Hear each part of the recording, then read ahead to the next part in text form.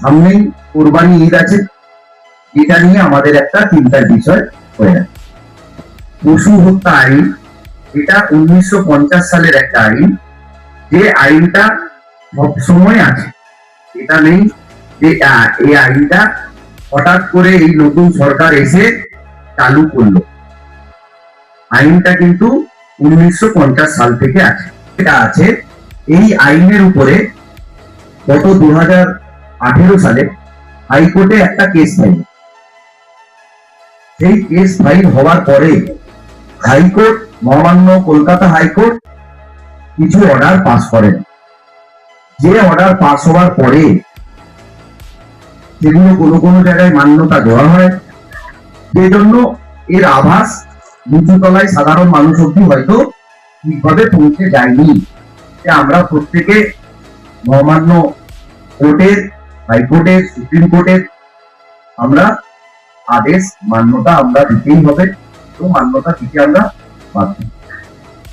এখন যে অর্ডারটা বেরিয়েছে, আমি মেন মেন পয়েন্ট গুলো একটু পড়ে দিই। আপনারা সকলেই হয়তো ফেসবুক, হোয়াটসঅ্যাপে দেখেছেন যে কোনো ব্যক্তি কোনো পশু মানে ষাঁড়, বলদ, গরু, বাছুর, পুরুষ ও স্ত্রী ও শোষের বাচ্চা এগুলো বলি দিতে পারবেন না যদি না সেটার জন্য সার্টিফিকেট নেওয়া হয়। সার্টিফিকেট কিভাবে পাওয়া যাবে? সার্টিফিকেট দেবে সরকারি ভেটেরিনারি ডক্টর মানে পশু চিকিৎসক।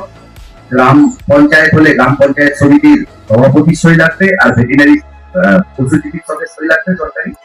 আর তার একটা ব্যাখ্যা আছে যে সেই গরুর বয়স 14 বছর হতে হবে, তার প্রজনন ক্ষমতা থাকা চলবে না বা কর্ম ক্ষমতা থাকা চলবে না, তাহলে সেটা কোরবানি দেওয়ার বা জবাই করার বা বলি দেওয়ার যে শব্দই আমরা বলি, তাহলে তাকে এক প্রকার কাটার অধিকার আসবে।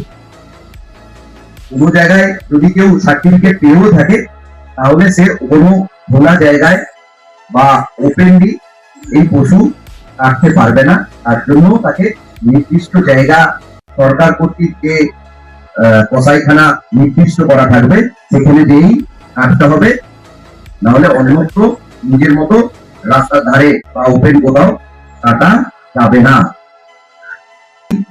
ক্লিয়ার করার পরে লোকাল যে বডি মানে পঞ্চায়েত সমিতির সভাপতি বা পৌরসভার প্রধান এটাকে অ্যালাউ না করে, তাহলে আবেদন করার, সরকারকে আবেদন করারও পদ্ধতি আছে যাতে সেটা করা হয়, তাদেরকেও সেই ইনস্ট্রাকশন দেওয়া হবে।